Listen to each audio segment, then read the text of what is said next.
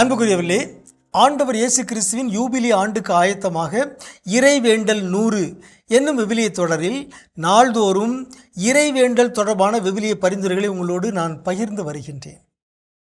குறிப்பாக இந்த நாட்களில் என்னென்ன கருத்துக்களுக்காக நாம் இறைவேண்டல் செய்ய வேண்டும்.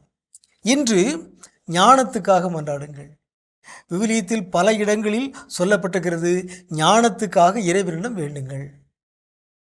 ஆகவே நமக்கு தெரியும், சாலமோன் ஞானத்தை கடவுளிடம் கேட்டு பெற்று கொண்டார். யாக்கோபு திருமடலில் நாம் வாசிக்கின்றோம், உங்களில் எவருக்காவது ஞானம் குறைவாக இருந்தால் கடவுளை நோக்கி மன்றாடுங்கள், அவர் வாரி வழங்குகின்ற வள்ளலாக இருக்கிறார், அவர் உங்களுக்கு ஞானத்தை தருவார். ஆகவே நாம் எல்லோரும் ஞானத்திற்காக மன்றாட வேண்டும். அதுவே ஒரு ஞானம்தான். ஆண்டவரே எனக்கு ஞானத்தை தாருங்கள் என்று சொல்லி மன்றாடுவதே ஒரு ஞானம்தான். அந்த ஞானத்திற்காக நாம் கடவுளை மன்றாட வேண்டும். சாலமோனின் ஞான நூல், சாலமோனே எழுதியிருக்கிற இந்த ஞான நூலில் 2 செய்திகள் இருக்கின்றன. 7:7 நாம் வாசிக்கின்றோம், நான் மன்றாடினேன், ஞானம் எனக்கு கொடுக்கப்பட்டது, நான் இறைவனை வேண்டினேன், ஞானத்தின் ஆவி என் மீது பொழியப்பட்டது. ஆகவே இது ஒரு கன்ஃபெஷனல் ஸ்டேட்மெண்ட், அவருடைய வாக்கு மூலம், அவருடைய சான்று. சாலமோன் சொல்றார், நான் ஞானத்துக்காக மன்றாடினேன், ஞானம் எனக்கு கொடுக்கப்பட்டது.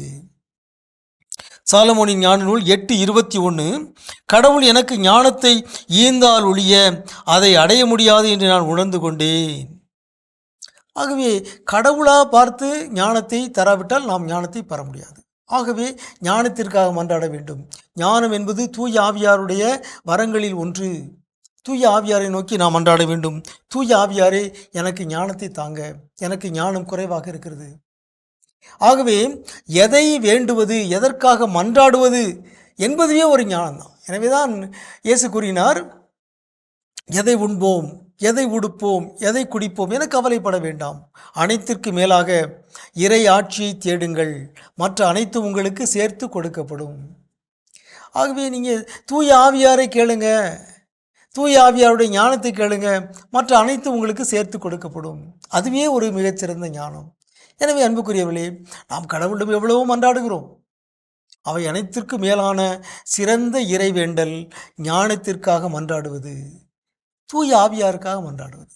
ஆண்டவரே எனக்கு தூய ஆவியாரை தாங்க, ஆண்டவரே என்னுடைய பிள்ளைகளுக்கு தூய ஆவியாருடைய ஞானத்தை தாங்க என்று நீங்கள் மன்றாடுங்கள். அப்பொழுது மற்ற அனைத்தும் அவர்களுக்கு சேர்த்து கொடுக்கப்படும். உங்களுக்கு அமைதி உரித்தாகுக.